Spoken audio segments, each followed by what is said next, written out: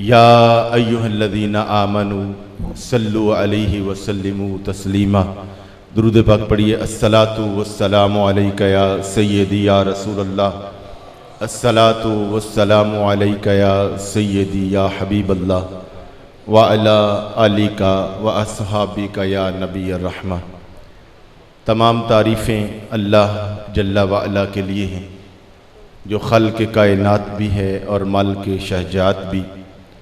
اللہ تعالیٰ کی حمد و ثنا کے بعد حضور نبی اکرم، شفیع معظم، رسول محتشم، نبی مکرم، اللہ کے پیارے، امت کے سہارے، رب کے محبوب، دانائے غیوب، مالک رقاب امم، فخر عرب و عجم، معصوم آمنہ جناب احمد مجتبیٰ حضرت محمد مصطفیٰ علیہ تحیت و ثنا کی بارگاہ ناز میں اپنی عقیدتوں ارادتوں کا خراج پیش کرنے کے بعد نہایت ہی واجب الاحترام حاضرین السامعین، برادران اسلام اور رونق محفل، زینت محفل، جانشین فقیہ اعظم، سیدی و مرشدی و مربی حضرت صاحبزادہ پیر مفتی محمد محب اللہ صاحب نوری، اور سٹیج پر جلوہ فروز تمام ارباب علم و دانش، نہایت ہی مکرم معظم علماء و مشائخ۔ اللہ رب العالمین کا بے پایاں لطف و کرم ہے کہ آج ہم دارالعلوم عالم اسلام کی عظیم دینی درسگاہ دارالعلوم حنفیہ فریدیہ بصیر پور شریف میں حضور سیدی و سندی حضرت فقیہ اعظم مولانا محمد نور اللہ نعیمی قادری علیہ رحمہ کے قدموں میں بیٹھ کر اللہ اور اس کے رسول کا ذکر خیر کر رہے اور سن رہے ہیں۔ مجھے جس عنوان پر گفتگو کا حکم ملا ہے وہ ہے ناموس رسالت،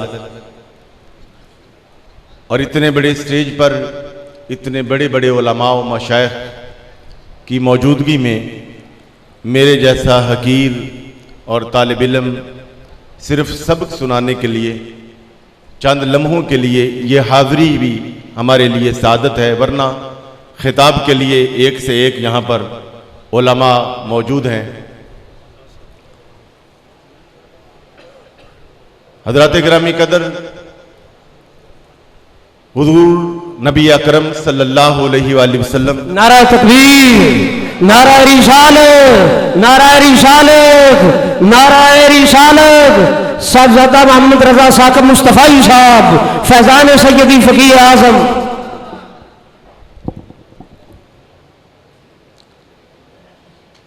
ناموس رسالت اور عظمت رسالت حضرات ایک ایسا مسئلہ ہے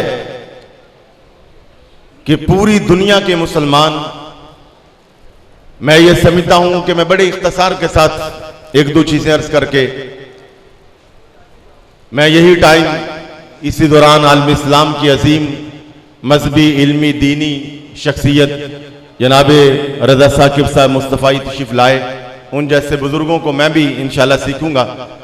ہر سال ان کا خطاب یہاں پہ بڑا ایمان افروز ہوتا ہے، جو کہ ہمارے ذہنوں میں ہمیشہ کے لیے نقش ہو جاتا ہے۔ میں یہ سمجھتا ہوں کہ مسلمان گناہگار ہو سکتا ہے، کم علم ہو سکتا ہے، وہ معاشرے کے اعتبار سے وہ کئی جہتوں سے پسماندہ ہو سکتا ہے، مگر اپنے نبی کی عزت اور عظمت کے حوالے سے ادنا مسلمان بھی بے غیرت نہیں ہو سکتا۔ اور حضور نبی اکرم صلی اللہ علیہ وآلہ وسلم کی عزت، ناموس، آپ کا مقام و مرتبہ، حضرات گرامی قدر، اس کا تحفظ میں اور آپ کیا، جس کی شانیں خالق کائنات بلند فرما دے، جسے کائنات کا مالک فرما دے ورفعنا لک ذکرک کہ اے حبیب ہم نے تیرے ذکر کو تیری خاطر بلند کر دیا ہے، اس کے ذکر کو کوئی کم نہیں کر سکتا۔ میرے آقا کریم کا ذکر خیر تو ایسا ذکر ہے کہ اگر کوئی ناپاک، اگر طاغوتی قوتیں، اگر شیطانی قوتیں اس ذکر کو جتنا مٹانا چاہیں گی یہ اتنا ابھرے گا، جتنا دبانا چاہیں گی یہ اتنا پھیلے گا۔ کائنات میں میرے آقا کریم کے ذکر کی ایسی خوشبو ہے، اب تو میرے آقا کریم دنیا میں تشریف لا چکے، سب نے آپ کے معجزات دیکھ لیے، علمی مقام دیکھ لیا، آپ کا حسن سیرت اور حسن صورت دیکھ لیا۔ حضور نبی کریم صلی اللہ علیہ وسلم کا ذکر پاک اور آپ کی شانیں اور عظمتیں تو ایسی ہیں کہ ابھی حضور دنیا میں نبی آئے، ابھی کائنات میں بظاہر جلوہ گر نہیں ہوئے، خلق کائنات میں آپ کی آمد سے پہلے ہی آپ کے چرچے کروا دیا تھا۔ اور حضرات گرامی قدر، جس نے بھی میرے آقا کریم کی عزت اور ناموس کا پہرا دیا ہے، اگر حضرت ابو بکر نے دیا تو اللہ پاک نے انہیں صدیق اکبر بنا دیا ہے، اگر آپ کی ناموس اور عزت پر عمر الفاروق نے پہرا دیا، اللہ نے آپ کو فاروق اعظم بنا دیا، حضرت خالد بن الولید نے آپ کی عزت اور ناموس پر پہرا دیا، اللہ نے آپ کو سالار اعظم بنا دیا، شیخ عبد القادر جیلانی علیہ الرحمہ نے آپ کی عزت اور ناموس کا پہرا دیا، اللہ نے آپ کو غوث اعظم بنا دیا، حضرت نعمان بن ثابت نے آپ کی عزت اور ناموس پر پہرا دیا، اللہ نے آپ کو امام اعظم بنا دیا۔ یہ سلسلہ چلتا رہا اور یہی پنجاب کے اس علاقے ضلع اوکارا میں آج سے نصف صدی پہلے حضرت مولانا نور اللہ نعیمی نے عزت ناموس رسالت پر یہ پہرا دیا، یہ چوکیداری کی، اللہ نے آپ کو فقیہ اعظم بنا دیا۔ اور حضرات گرامی قدر، آپ کا جو علمی خزانہ ہے، جو تحقیق ہے، فتاوی نوریہ اور دیگر کتب، آپ اپنی ساری زندگی کے علم، ریسرچ، تحقیق اور حاصل مطالعہ اپنے مریدین اور شاگردوں کو یہی بتا کے گئے ہیں کہ لوگوں یہاں پہ پیسے کے اعتبار سے بھی عزتیں مل سکتی ہیں، سوشل کسی کا نام بن جائے، سیاسی اعتبار سے بھی عزتیں مل سکتی ہیں، مگر یاد رکھو ہر طرح کی عزت عارضی ہو سکتی ہے۔ جسے مدینے والے کی چاکری کرنے کی عزت ملتی ہے، وہ مزار میں بھی چلا جائے اللہ پھر بھی اس کے چرچے کرواتا ہے۔ حضرت فقیہ اعظم نے اپنا خلاصہ اور حاصل مطالعہ یہ بتایا، میں نے ہزاروں کتابیں پڑھی، میں نے 20 سال پڑھا، دن کو پڑھا، راتوں کو جاگا، ہر طرح کی تحقیق کی ہے، تمام کتب اسلامیوں کو پڑھا، تمام فقہ اسلامیہ کی کتب کو پڑھا، لوگوں میں اس نتیجے پر پہنچا ہوں کہ کائنات میں حضور نبی پاک صلی اللہ علیہ وسلم کی عزت اور ناموس پر پہرا دینا اور حضور نبی کریم صلی اللہ علیہ وسلم کا عشق اور آپ کی محبت، کائنات میں اس سے بڑا کوئی وظیفہ نہیں ہے اور کائنات میں اس سے بڑی کوئی سعادت نہیں ہے۔ حضرات گرامی قدر، میں یہی عرض کروں گا کہ بے مصطفیٰ بے رسا خیشرا کے دی ہماؤس گرباؤں نہ رسیدی تمام بو لہبیس کی محمد سے وفا تو نے، تو ہم تیرے ہیں، یہ جہاں چیز ہے کیا، لوح و قلم تیرے ہیں۔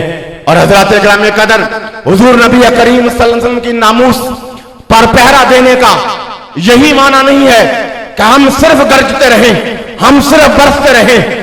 آپ کی عزت اور ناموس پر اس طرح بھی پہرا دیا جا سکتا ہے کہ ہم سر سے لے کر پاؤں تک شکل کے اعتبار سے بھی اور عقل کے اعتبار سے بھی حضور کے غلام نظر آئیں، ہماری گفتار، ہمارا کردار وہ اس بات کی عکاسی کرے کہ یہ نبی پاک کے غلام ہے۔ اور حضرات گرامی قدر، میرے مصطفیٰ کریم کے ساتھ ادنا سی نسبت رکھنے والی چیز جو ہے، اس کا بھی تحفظ کرنا، اس کی بھی عزت اور ناموس کا خیال کرنا۔ اور آج عالمی سطح پر ایک طرف نجد والے ہیں اور ایک طرف بارود والے ہیں اور دوسری طرف درود والے ہیں۔ ایک وہ علاقہ ہے جس کے لیے میرے مصطفیٰ کریم نے دعائیں فرمائی ہیں، जिसके लिए हुजूर नबी पाक ने फरमाया था मुझे इधर से ठंडी हवा आती है, और एक वो इलाका है जिसके लिए सहाबा के मुतालबे पर भी 3 बार कहने पर भी अर्ज करने पर भी मेरे मुस्तफा करीम ने उस नजद के इलाके के लिए दुआ नहीं की। आज नामूस रिसालत, हुर्मत रिसालत का नाम तो लोग लेते हैं, मगर पता चलता है जब मैदान सजदा है एक तरफ रहमानी कुव्वतें हैं, एक तरफ शैतानी कुव्वतें हैं, और फिर पता चलता है कि बंदा अपना वजन रहमानी कुव्वतों के पलड़े में डाले। आज लोगों को देख लेना चाहिए, दुनिया को देख लेना चाहिए कि दीन के अलावा दौड़ने वाले, दीन के नाम पर चंदा और खाले इकट्ठे करने वाले आज उस नजद के इलाके के लिए, नजद वालों के लिए परेशान हैं, और उनके लिए रैलियां कर रहे हैं, कॉन्फ्रेंसेस कर रहे हैं, उनकी जंग लड़ रहे हैं, और जिनके लिए मुस्तफा करीम ने दुआएं मांगी थी उन्हें बागी करार दे रहे हैं। हजरत ग्रामी कदर, हकीकत बात यह है, बागी तो वो है जो मेरे मुस्तफा करीम की मोहब्बत को लोगों के दिलों से निकालता है, और दीन और शरीयत का उससे बड़ा और बागी कोई नहीं हो सकता। जो ये कहे कि सफर करना है तो मस्जिद नबी के लिए करो, मजार की जियारत के लिए ना करो, वो बागी है।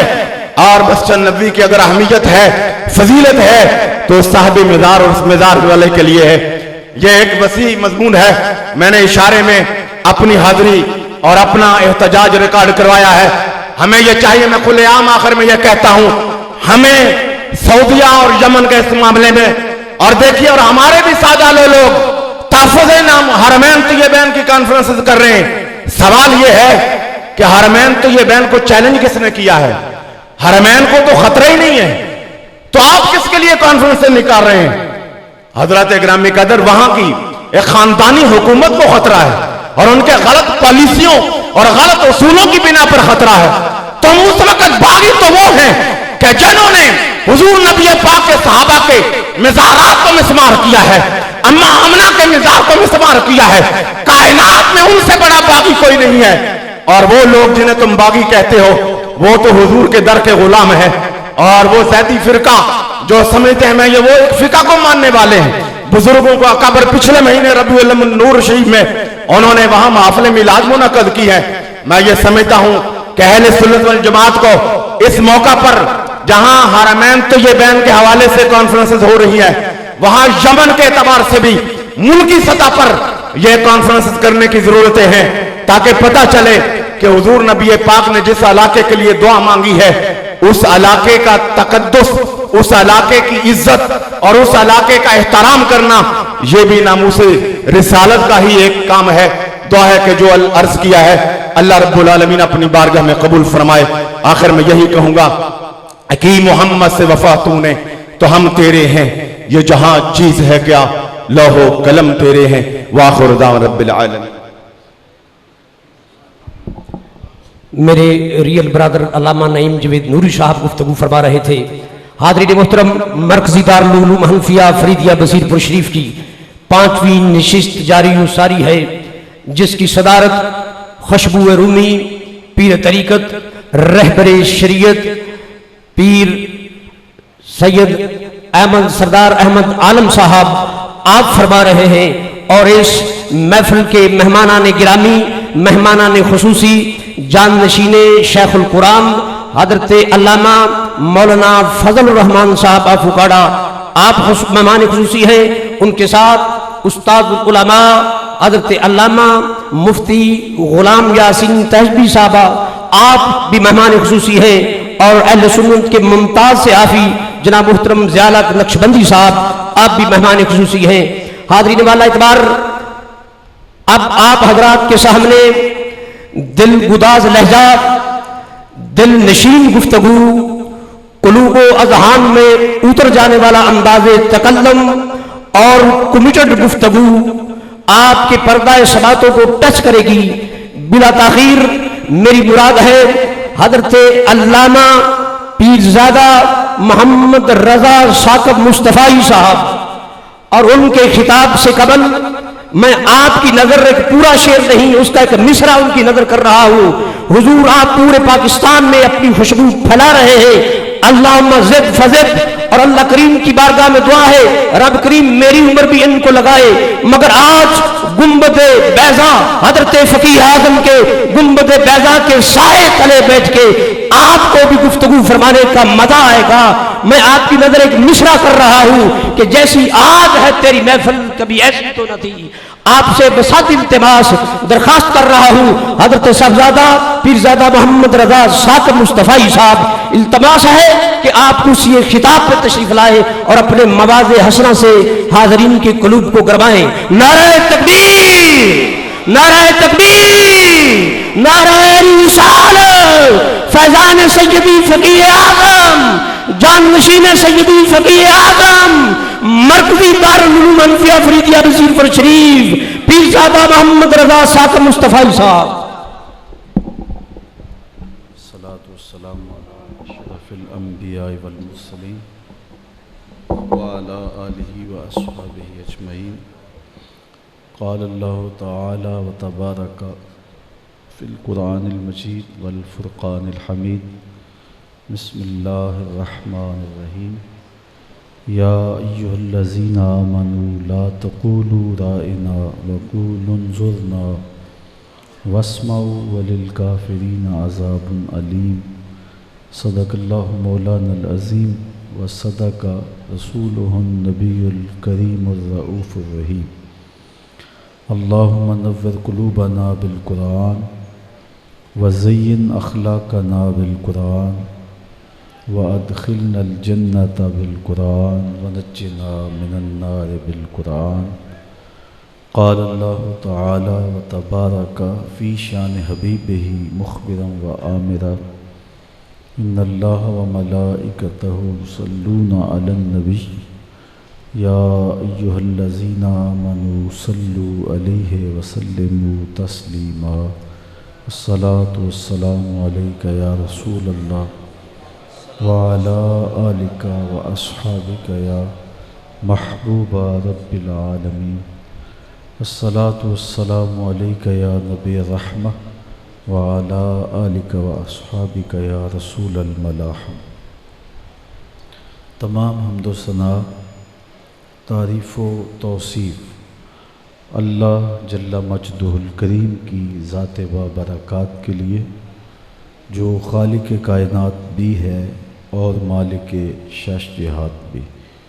اللہ جل وعلا کی حمد و ثنا کے بعد رسول رحمت، شفیع معظم، نبی محتشم، اللہ کے پیارے، امت کے سہارے، رب کے محبوب، دانائے غیوب، مالک رقاب امم، فخر عرب و عجم، والی کون و مکان، سیاہ لا مکان، سید انس و جاں، سرور لالا رخاں، نیر تاباں، سر نشین مہوشاں، ماہ خوباں، شہنشاہ حسینہ، تتمہ دوراں، سر خیل زہرہ جمالاں، جلوہ صبح ازل، نور ذات لم یزل، باعث تکوین عالم، فخر آدم و بنی آدم، نیر بطحا، رازدار ما اوحا،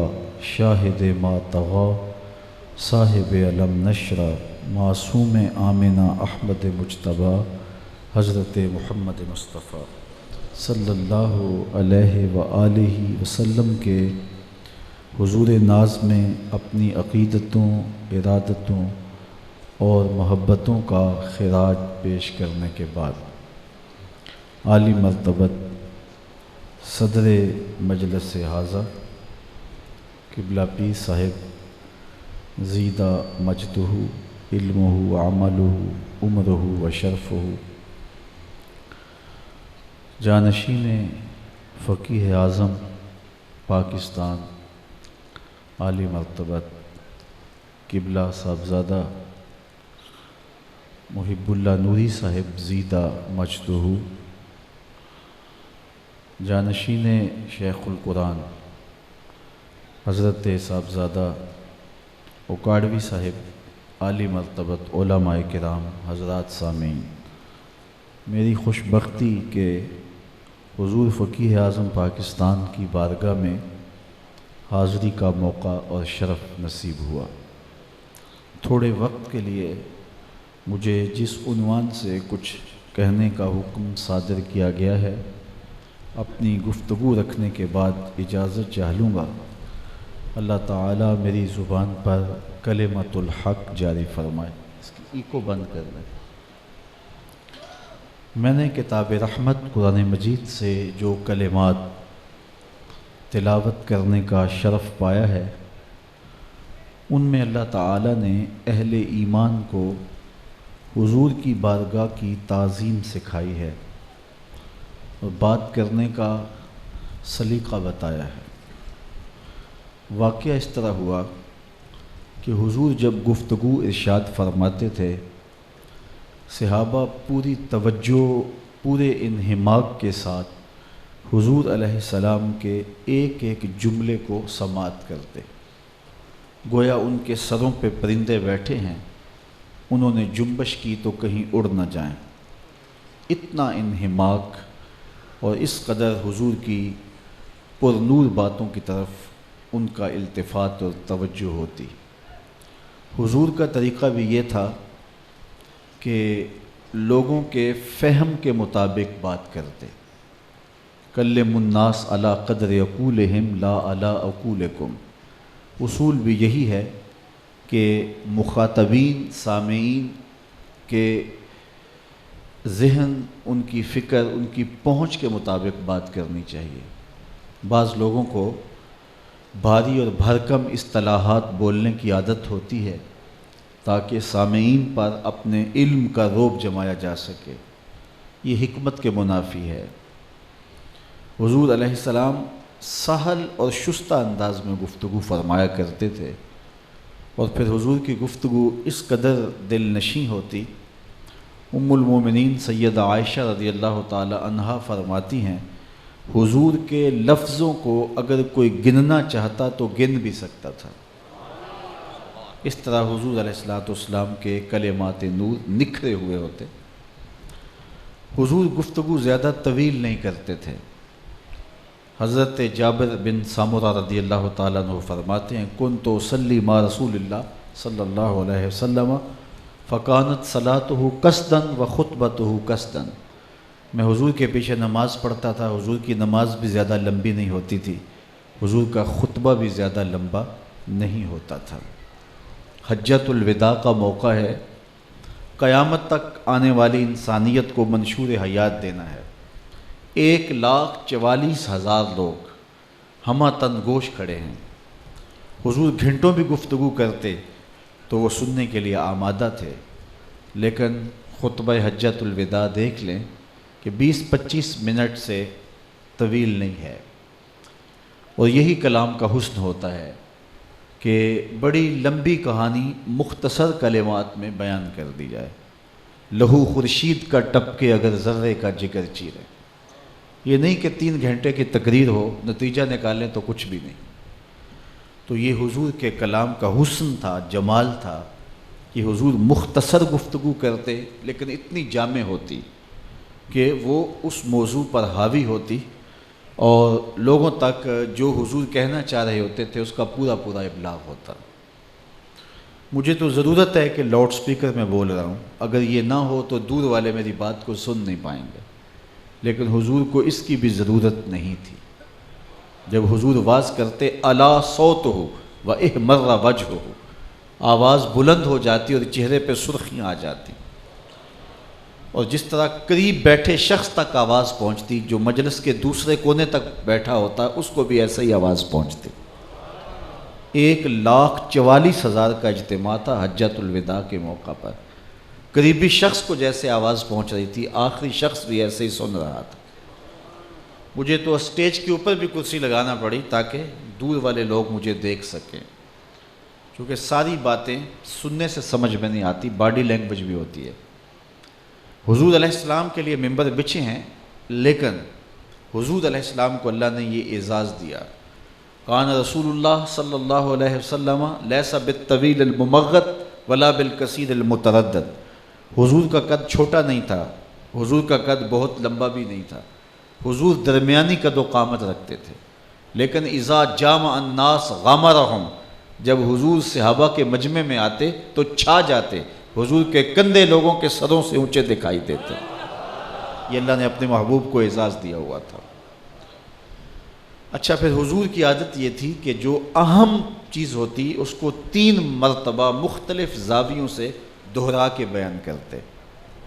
یہ اللہ نے اپنے محبوب کو شان عطا کی ہوئی تھی، اس کو مختلف زاویوں سے دہراتے اور 3 مرتبہ اس کو بیان کرتے تاکہ سامعین کو اچھی طرح وہ چیز ذہن نشین ہو جائے۔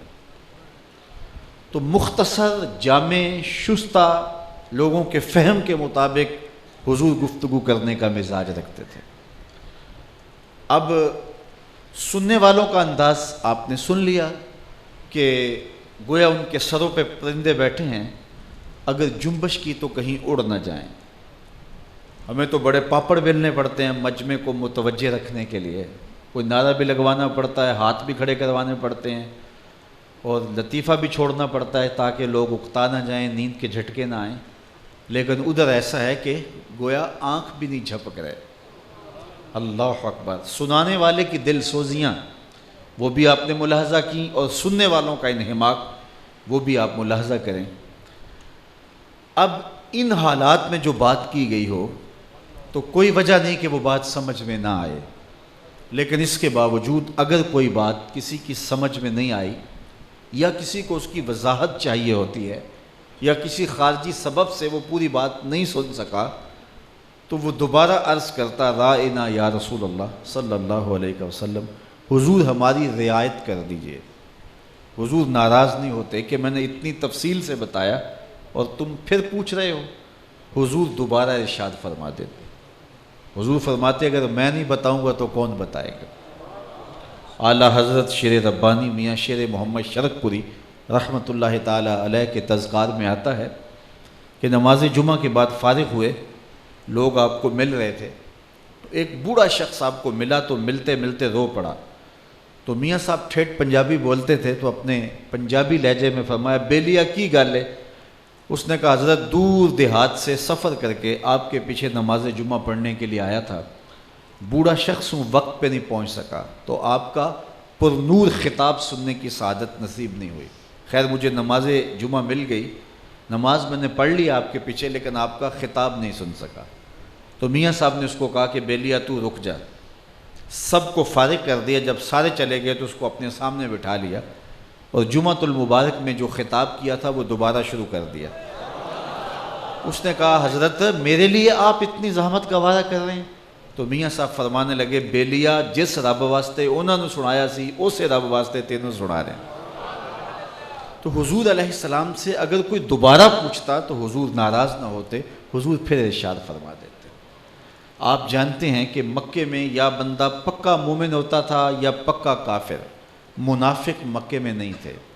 جب حضور مدینہ ہجرت فرما کے تشریف لے گئے تو اسلام پھلا پھولا پھیلا اور لوگوں کو ثمرات ملنے لگے، تو کچھ لوگ اسلام کے دامن میں بظاہر آ گئے، لیکن ان کے اندر بغض تھا، دشمنی تھی، کفر تھی، عناد تھا۔ یہودی بھی مسلمانوں کی مجلسوں میں آ بیٹھتے تھے۔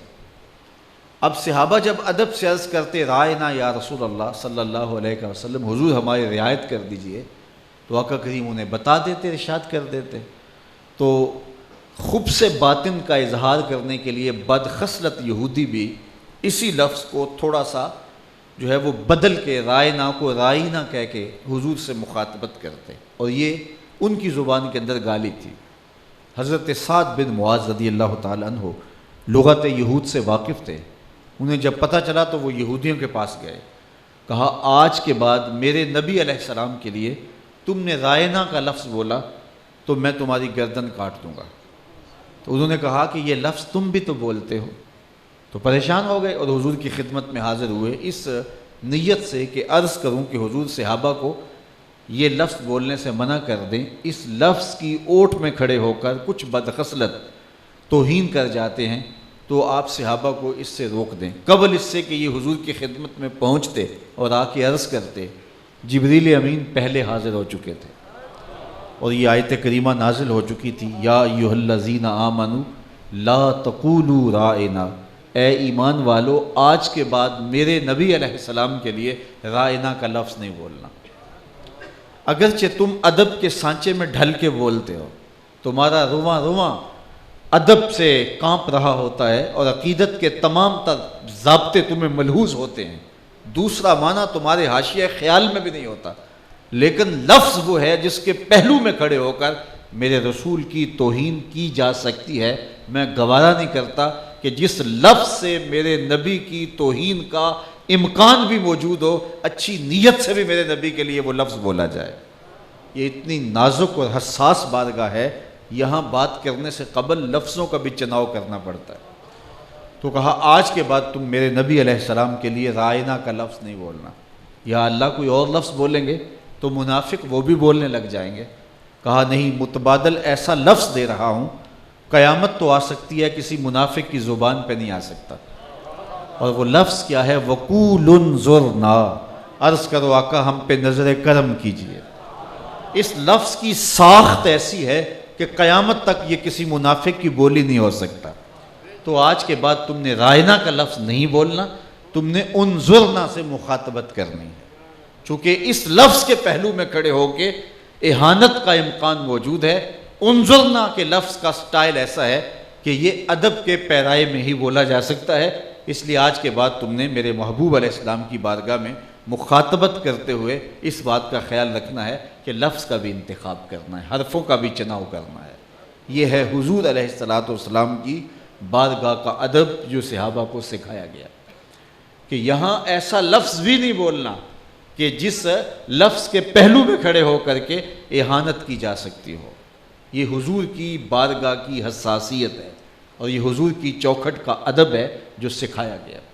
بلکہ اللہ تعالیٰ جل شانہ نے سورہ حجرات کے اندر حضور کی بارگاہ میں بات کرنے کا لہجہ سکھایا کہ تمہاری آواز میرے نبی کی آواز سے بلند نہیں ہونی چاہیے، تمہارا لہجہ میرے نبی کے لہجے سے بلند نہیں ہونا چاہیے، تمہاری آواز بھی اگر میرے نبی کی آواز سے اونچی ہو گئی تو عمل ضائع کر دوں گا اور تمہیں خبر بھی نہیں ہونے دوں گا۔ اتنی حساس بارگاہ ہے کہ تمہاری آواز بھی مصطفیٰ کریم کی بارگاہ میں بلند نہ ہونے پائے۔ حضرت امام مالک رضی اللہ تعالی عنہ نے 40 سال تک حضور کے روضہ انور کے پاس بیٹھ کے درس حدیث دیا ہے، اور 40 سال میں ایک بار بھی ایسا نہیں ہوا کہ حدیث کی کتاب کے ورق کے پلٹنے کی آواز پیدا ہونے دی ہو۔ یہ ادب والوں کا شیوا ہے اور یہ ان کی محبت کا عالم ہے۔ عزت بخاری کا شعر ہے، علامہ اقبال نے اپنے کلام میں درج کیا، ادب گاہست زیر آسماں از عرش نازک تر، نفس گم کردہ می آیت جنید و با یزید اینجا۔ یہاں تو جنید بغدادی اور با یزید بستامی آئیں تو وہ بھی سانسوں کو روک کے آتے ہیں۔ اہل محبت تو سانسوں کا شور بھی خلاف ادب سمجھتے ہیں۔ ایک شیخ الحدیث تھے، بہت بڑے بزرگ تھے، ساری زندگی شہر نور میں حاضر ہونے کے لیے تڑپتے رہے۔ جب بھی ان کی مجلس میں کسی نے شہر مدینہ کا ذکر چھیڑ دیا تو آنکھیں آنسوؤں کا خراج دینے لگی، ساون بھادوں کی طرح برسنے لگی۔ زندگی گزر گئی، خیر زندگی کے آخری ایام میں انہیں حضور کی بارگاہ میں حاضر ہونے کا شرف نصیب ہوا۔ شاگرد بھی ہمراہ تھے۔ جزاک اللہ جی، یہ میری توجہ تقسیم ہو گئی۔ میں توجہ چاہوں گا، علامہ اقبال نے کہا تھا، نظارے کے لیے جنبش مژگاں بھی بھار ہے، نرگس کی آنکھ سے تجھے دیکھا کرے کوئی۔ تو صرف میں ویسے بھی ہمیں اس کلچر کو اب تبدیل کرنا چاہیے۔ یہ ہمارے مسلک میں اس قدر پروان چڑھ گیا ہوا ہے کہ اس کے نقصانات جو ہیں وہ بہت سامنے آ رہے ہیں۔ اللہ ہم سب کو پورے خلوص اور للہیت کے ساتھ راہ دین کے سفر کو جاری رکھنے کی توفیقات سے مالا مال کرے۔ میں صرف آپ کی توجہ چاہوں گا، اثر کرے نہ کرے سن تو لے میری فریاد، نہیں ہے داد کا طالب یہ بندہ آزاد۔ تو میری جانب آپ کی توجہ رہی تو چند باتیں آپ تک پہنچانے میں شاید کامیاب ہو جاؤں۔ تو بات کر رہا تھا کہ ساری زندگی شہر نور کی حاضری کے لیے تڑپتے رہے، اور جب بھی کسی نے شہر مدینہ کا ذکر چھیڑ دیا آنکھوں میں آنسوں کی جھڑی لگ گئی اور دیر تک روتے رہے۔ اللہ نے زندگی کے آخری حصے میں وہ گھڑیاں نصیب کر دیں کہ دیار حبیب میں جانا نصیب ہوا۔ شاگرد بھی ہمراہ تھے، مریدین کی ایک معقول تعداد ساتھ تھی. جب وہاں پہنچے اور حضور کی بارگاہ میں حاضری دی، چند لمحوں کے لیے رکے اور آگے بڑھ گئے.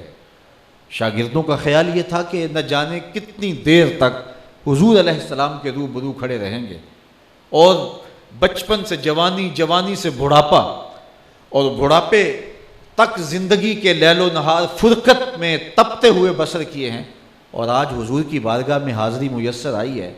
وہ سارے دکھ اور درد غمخوار کے سامنے کھول کے بیٹھ جائیں گے. نہ جانے درد سناتے ہوئے کتنے لمحے بیت جائیں گے اور کتنی گھڑیاں لگ جائیں گی. لیکن حضرت چند لمحوں کے لیے رکے مواجہ انور کے سامنے اور پھر آگے بڑھ گئے. سب کو تعجب ہوا.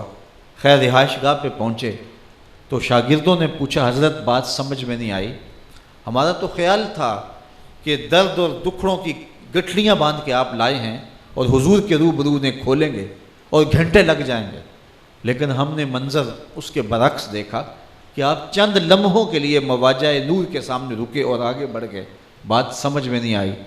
فرمانے لگے تم نے پوچھ لیا تو اب راز بتانا پڑے گا. میں نے سانس روکنے کی مشق کی ہوئی تھی، جتنی دیر تک سانس رکی رہی میں حضور کے روبرو کھڑا رہا. جب سانسوں کا شور پیدا ہونے لگا تو آگے بڑھ گیا. یہ اتنی نازک اور اتنی حساس بارگاہ ہے. اعلیٰ حضرت کا یہاں انداز دیکھیے. فرماتے ہیں نیم وا طیبہ کے پھولوں پہ آنکھیں، بلبلو پاسے نزاکت چاہیے. کہا حضور کے در نور پہ حاضر ہونے کا شرف نصیب ہو تو تقاضا ادب یہ ہے تمہاری آنکھ بھی پوری نہ کھلنے پائے، تمہارے قدم تو تیز نہ چلیں کہ دھمک پیدا ہو شہر مدینہ میں، لیکن فرمایا تمہاری آنکھ بھی نہ پوری کھلنے پائے. یہ حضور علیہ الصلوۃ والسلام کے چمن میں، حضور علیہ الصلوۃ والسلام کے شہر نور میں تقاضا ادب ہے کہ نیم وا طیبہ کے پھولوں پہ آنکھیں، بلبلو پاسے نزاکت چاہیے. تو وہاں حساسیت یہ ہے. تو 40 سال تک درس حدیث دیا لیکن کتاب کے ورق کے پلٹنے کی آواز بھی پیدا نہیں ہونے دی. حضرت صاحب بن یزید کہتے ہیں میں مسجد نبوی کے کونے میں بیٹھا تھا کہ مجھے کسی نے کنکر مارا. میں نے پلٹ کے دیکھا تو وہ حضرت عمر رضی اللہ تعالیٰ عنہ تھے. میں اٹھ کے ان کے پاس گیا. انہوں نے کہا وہ 2 آدمی جو آپس میں باتیں کر رہے ہیں ذرا ان کو بلا کے لاؤ. تو میں گیا تو ان کو بلا کے لے آیا. تو حضرت عمر نے ان سے پوچھا کہ تم کہاں کے رہنے والے ہو؟ انہوں نے کہا جناب ہم طائف کے رہنے والے ہیں. تو حضرت عمر رضی اللہ تعالیٰ عنہ نے فرمایا کہ تم اگر اہل مدینہ سے ہوتے میں تمہیں سزا دیتا. تم بلند آواز سے بول رہے ہو، جانتے نہیں یہ مسجد رسول اللہ کی ہے. یہاں تو سانسوں کو بھی کنٹرول میں رکھنا پڑتا ہے. یہ اتنی نازک اور اتنی حساس بارگاہ ہے.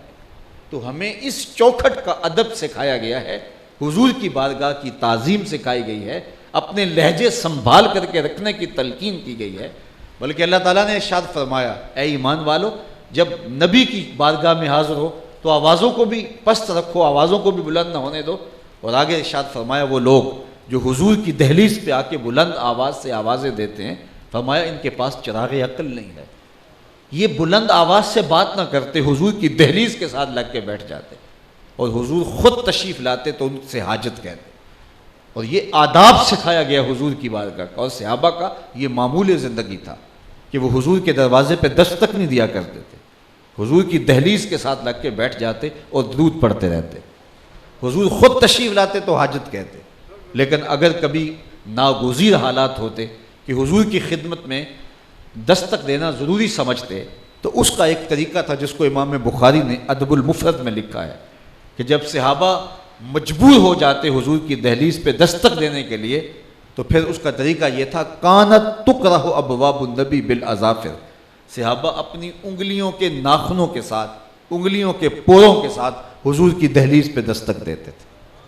انگلیوں کے پوروں کے ساتھ دستک دینے کا مفہوم کیا ہے؟ مولا علی قاری علیہ رحمہ نے اس کی تشریح میں لکھا.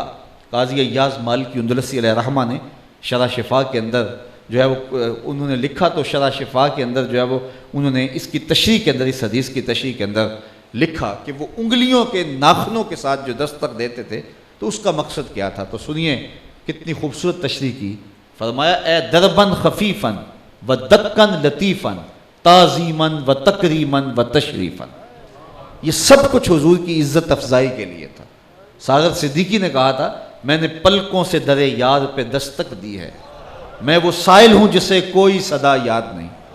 یہ اس کا شاعرانہ تخیل ہو سکتا ہے، اس نے عملاً در حبیب پہ یوں دستک دی نہیں ہوگی، لیکن صحابہ نے تو دے کے دکھائی نا۔ تو یہ اتنی حساس بارگاہ ہے، اتنی نازک بارگاہ ہے کہ یہاں صحابہ دستک دینے کی نوبت بھی آ جاتی تو وہ اپنی انگلیوں کے پوروں کے ساتھ اور انگلیوں کے ناخنوں کے ساتھ جو ہے وہ حضور کی دہلیز پہ دستک دیتے۔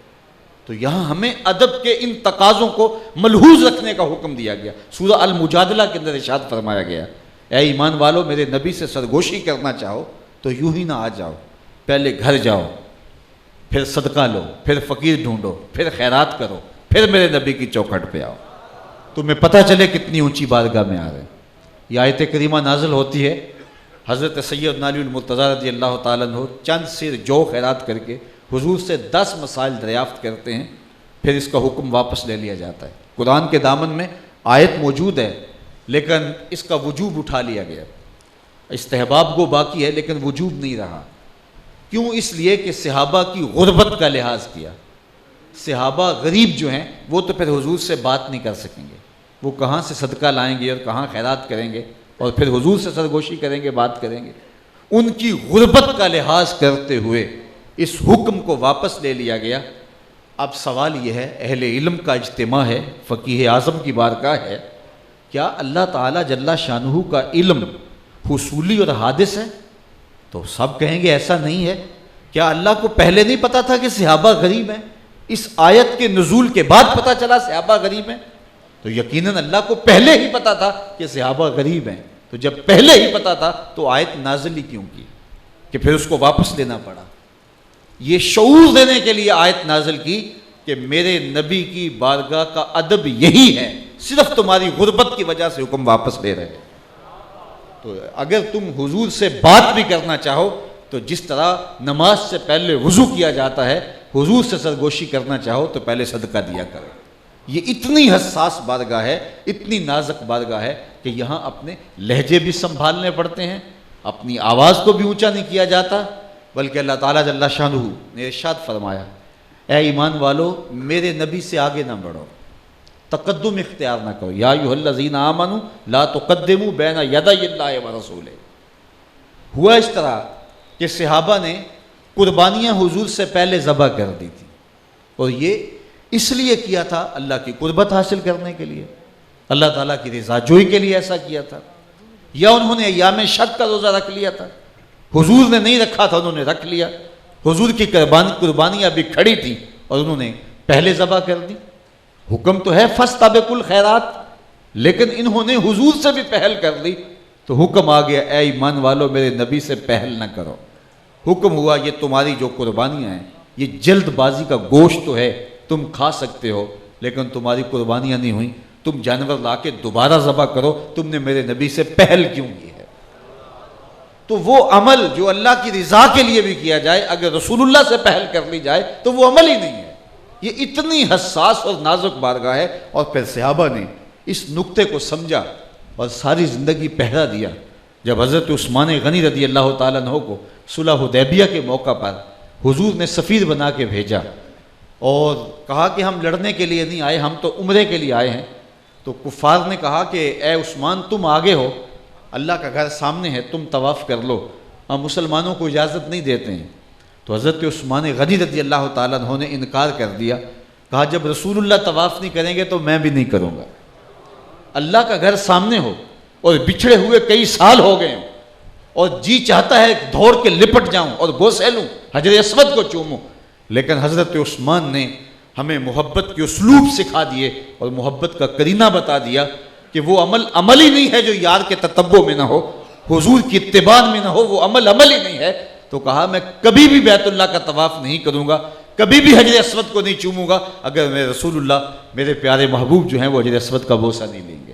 اور حضرت عمر رضی اللہ تعالیٰ عنہ کعبۃ اللہ کا طواف کرتے کرتے رکے، حجر اسود کو بوسہ دیا اور پھر رک کے کہا اے حجر اسود میں تجھے کبھی بھی نہ چومتا اگر میرے رسول نے نہ چوما ہوتا۔ تو حجر اسود کو بھی اگر چوما جا رہا ہے تو اس نسبت کو چوما جا رہا ہے۔ اور آپ نے دیکھا ہے کہ وہاں اس پتھر کو چومنے کے لیے بے چینیاں کیا ہوتی ہیں۔ اسلام نے تو پتھروں سے دور ہٹایا ہے، لیکن اس پتھر کے لیے وہ بے تابی، وہ بے چینی کہ بوڑھا شخص بھی ہتھیلی جان پہ رکھ کے جان ہتھیلی کے اوپر رکھ کے جو ہے اس پتھر کو چومنے کے لیے بے چین ہوتا ہے، تو اس پتھر کو چومنے کے لیے یہ بے چینیاں، یہ اضطراب اور یہ اس قدر کیفیت کیوں ہے؟ تو حضرت عمر کہتے ہیں اس لیے ہم چوم رہے ہیں کہ میرے رسول نے اے حجر اسود تجھے چوما ہے۔ اور پھر جس کو چومنے کا موقع مل جاتا ہے وہ چومتا چلا جاتا ہے، کبھی اوپر سے، کبھی نیچے سے، کبھی وسط حجر۔ کسی نے کہا یہ سمندر پار سے آئے ہوئے لوگ بڑے دیوانے ہیں، ایک جگہ سے پتھر کو چوم لیا جان چھوڑ دیں، یہ بار بار چومے جا رہے ہیں۔ تو میں نے کہا صاحب یہ پتھر تھوڑا چوم رہے ہیں، یہ تو کسی کے ہونٹوں کے نشان ڈھونڈ رہے ہیں۔ ایک جگہ سے چومتے ہیں، خیال آتا ہے حضور کے لب ادھر نہ لگے ہوں، وہاں سے چومتے ہیں، پھر خیال پڑتا ہے حضور کے لب ادھر نہ لگے ہوں۔ میں نے کہا یہ پتھر نہیں چوم رہے، یہ کسی کے لبوں کا لمس تلاش کر رہے۔ ہم نے قطرہ دیکھا نہ کبھی دریا پہ غور کیا، بس جہاں تیری جھلک نظر آئی وہیں ڈوب گئے۔ تو حضور علیہ الصلوۃ والسلام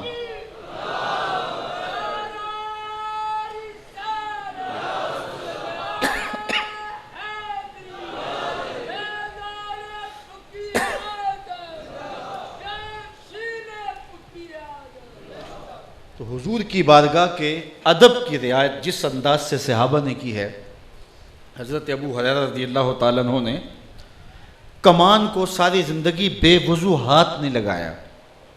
کسی نے کہا ابو ہریرہ ماجرا کیا ہے؟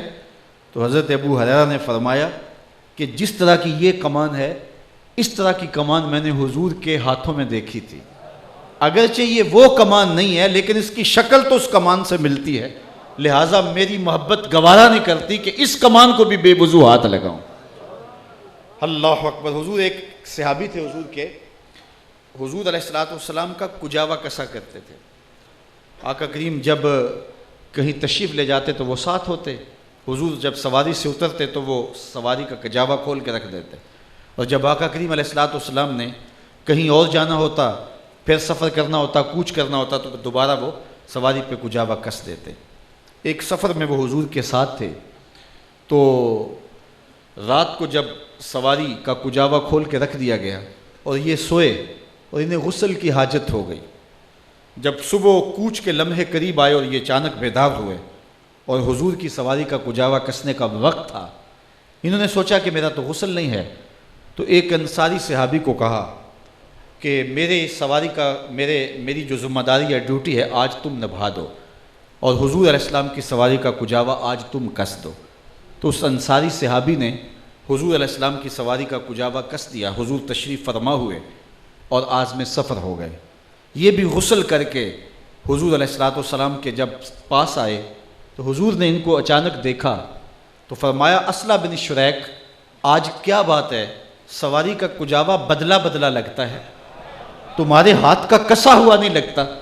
تو عرض کی یا رسول اللہ صلی اللہ علیہ وسلم میں نے کسا بھی نہیں ہے، یہ ایک انصاری صحابی نے کسا ہے، آج میں نے اس کی ڈیوٹی لگائی تھی۔ فرمایا تم نے کیوں نہیں کسا تھا؟ عرض کی حضور میرا غسل نہیں تھا اور میں نے پسند نہیں کیا کہ جن لکڑیوں نے آپ کے بدن کو چومنا ہے ان کو بھی بے وضو ہاتھ لگاؤں۔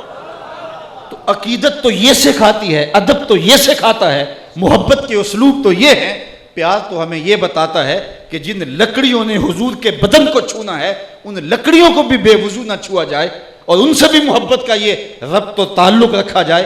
حضرت ابو ہریرہ رضی اللہ تعالیٰ عنہ مدینے کی گلی میں حضور کو دیکھتے ہیں اور دیکھ کے چھپ جاتے ہیں۔ بعد میں حضور نے فرمایا ابو ہریرہ تم کدھر چلے گئے؟ عرض کی یا رسول اللہ میں غسل سے نہیں تھا اور میں اس حالت میں آپ سے ملنا گوارا نہ کیا۔ تو یہ محبتوں کا عالم ہے۔ حافظ شیرازی نے ایک جگہ لکھا ہے کہ جتنا اچھا میں عاشق ہوں اور جتنا بڑا میں محب ہوں اتنا بڑا محب زمانے میں کوئی نہیں۔ وہ اپنے محبوب کو کہتا ہے کہ جتنا بڑا عاشق میں ہوں اتنا بڑا عاشق زمانے میں کوئی نہیں، اور پھر کہتا ہے اس لیے کہ تیرے جیسا حسین بھی تو کوئی نہیں، چونکہ عشق کی گرمی جو ہے وہ حسن کی کشش کی وجہ سے ہوتی ہے۔ جتنا حسن فراواں ہوگا اتنی عشق میں گرمی زیادہ ہوگی۔ اگر کائنات میں تمہیں صحابہ جیسے عاشق نہیں ملتے تو تمہیں رسول اللہ جیسا حسین بھی تو نہیں ملتا نا۔ تو صحابہ نے ادب کی، یہ عشق کا پہلا کرینہ ہے، محبت کا پہلا کرینہ ادب ہے۔ اور آپ جانتے ہیں آپ نے محبت کی بڑی لوک داستانیں پڑھی ہوں گی اور بڑی بڑی کہانیاں، لوگوں نے نہریں بھی کھودی اور لوگوں نے جو ہے وہ اپنے آپ کو جو ہے وہ ریت کے اندر بھی رول کے رکھ دیا۔ بڑی بڑی لوک داستانیں آپ نے سنی ہوں گی، لیکن آج تک آپ نے نہیں سنا ہوگا کسی محب نے اپنے محبوب کا لعاب بھی چاٹا ہو. لیکن ہم تاریخ کا یہ انوکھا باب بھی دیکھتے ہیں, حضور لعاب پھینکتے ہیں تو وہ کسی صحابی کے ہاتھوں پہ ہوتا ہے. اللہ اکبر. حضور وضو کرتے ہیں تو وہ پانی زمین پہ گرنے نہیں دیتے. آقا کریم پچنے لگواتے ہیں اور ایک لگن میں خون جمع ہوتا ہے, ایک صحابی کو دیتے ہیں, جاؤ اس کو ایسی جگہ ٹھکانے لگاؤ جہاں کسی انسان کے قدم نہ پڑے. وہ ایک پتھر کی اوٹ میں بیٹھ کے نوش جاں کر لیتا ہے. واپس پلٹا تو حضور نے فرمایا اس کو ٹھکانے لگائے ہو؟ عرض کی یا رسول اللہ ایسی جگہ جہاں کسی کے قدم نہیں جا سکیں گے. حضور مسکرا کے بولے لعلہ کا شربتا, شاید تم پی آئے ہو. عرض کی یا رسول اللہ ہاں, میں نے سمجھا اس سے بہتر مشروب کیا میسر آ سکتا ہے. تو حضور نے مسکراتے ہوئے فرمایا یا غلام قد حررت نفسک من النار, اے بیٹے تو نے اپنے آپ کو جہنم کی آگ سے آزاد کر لیا. وہ تو حضور کے وضو کے پانی کو زمین پہ نہ گرنے دے, وہ تو حضور کے لعاب کو زمین پہ نہ گرنے دے. جب صلح حدیبیہ کا موقع تھا تو عروہ بن مسعود ثقفی قریش کی جانب سے مسلمانوں کی طرف سفیر بن کے آیا اور اس نے صحابہ کو حضور کا ادب کرتے ہوئے دیکھا کہ حضور کے وضو کے پانی کو زمین پہ نہیں گرنے دیتے, اور جنہیں وضو کا پانی میسر نہیں آتا وہ ان گیلے ہاتھوں سے ہاتھ رگڑ کے اپنے منہ پہ مل لیتے ہیں. جن اکھیاں دل بر تکیا وہ اکھیاں ہی تک لئیاں, تو ملے ہوں تا ساجن ملیا ہون آساں ہی لگ رہی ہیں. وہ ان گیلے ہاتھوں سے ہاتھ رگڑ کے اپنے منہ پہ ملتے. جب یہ امٹتے ہوئے محبتوں کے جذبات دیکھے تو اس نے ان کی محبت کو چیک کرنے کے لیے ایک اور بات کہی. اس نے کہا جب ننگی تلواریں چمکیں گی نا پھر تمہارا پتہ چلے گا. حضرت ابو بکر صدیق رضی اللہ تعالیٰ عنہ نے کہا امسس بزر اللات. اتنا سخت جملہ ہے کہ اس نے وہ حیرت میں آ گیا کہ نرم دل شخص اتنی سخت بات کر رہا ہے. تو جب واپس وہ آیا تو اس نے قریش کو آ کے کہا اے سرداران قریش, میں تمہاری جانب سے سفیر بن کے بڑے بڑے بادشاہوں کے درباروں میں گیا ہوں, لیکن جو تعظیم اصحاب محمد کو محمد کی میں نے کرتے دیکھی ہے واللہ میں نے کائنات میں کسی بادشاہ کی یہ تعظیم ہوتے نہیں دیکھی. اور جو ان کے پسینے کے اور ان کے وضو کے پانی کو زمین پہ نہیں گرنے دیتے وہ ان کے خون کو کیسے گرنے دیں گے. تم خیال سوچ دو, چھوڑ دو کہ ان کے ساتھ تم لڑ سکتے ہو, وہ تو اپنے نبی کے نام پہ سب کچھ لٹانے کے لیے تیار ہے. ایسا نفسیاتی دباؤ پڑا کہ اس کے بعد اہل مکہ کی اور اہل مدینہ کی کوئی لڑائی نہیں ہوئی, فتح مکہ ہوا وہ بھی بغیر لڑائی کے ہو گیا. تو جب قومیں اپنے نبی کی تعظیم اور توقیر کرتی ہیں تو ان کی دھاک عالم کے اوپر بیٹھ جاتی ہے, اور جب قومیں اپنے نبی کی توقیر اور تعظیم نہیں کرتی تو پھر ان کی ہوا اکھڑ جاتی ہے. ہمیں سمجھنا ہوگا کہ حضور علیہ السلام کی تعظیم, بلکہ اگر آپ مجھے پوچھیں دین کیا ہے, ایک تو ہے کہ 3 گھنٹے کا لیکچر دوں دین یہ ہے. اگر 2 لفظوں میں سمیٹنا چاہوں کہ مجھے 1.25 گھنٹے کے قریب وقت ہو رہا ہے گفتگو کرتے ہوئے, میرا موضوع سمٹ نہیں رہا, تو آپ کہیں جناب 2 منٹ میں بات ختم کریں, تو میں اقبال کا لہجہ ادھار لوں گا. اقبال کہتا ہے دین سراپا سوختن اندر طلب, انتہائش عشق آغازش ادب. طلب محبوب میں تڑپنے کا نام دین ہے, ادب سے شروع ہوتا ہے عشق پہ ختم ہو جاتا ہے. اب لوگ کہتے ہیں 72-73 لوگ ہمیں کھینچ رہے ہیں, ہر بندے کے لب پہ قرآن کی بولی ہے, حدیث کی باتیں ہیں, بتائیے جناب ہم کدھر جائیں؟ تو میں کہتا ہوں اقبال نے ضابطہ دے دیا, جو دین ادب سے شروع ہو کے عشق پہ ختم ہو جاتا ہو وہی دین رسول اللہ کا دیا ہوا دین ہے. اسی دین کو اختیار کر لو, اور اسی دین کے مبلغ اور اسی دین کے دائی حق کے دائی ہیں. اللہ مجھے اور آپ کو ادب رسول کی دولت فراواں نصیب فرمائے. وآخر دعوانا ان الحمدللہ.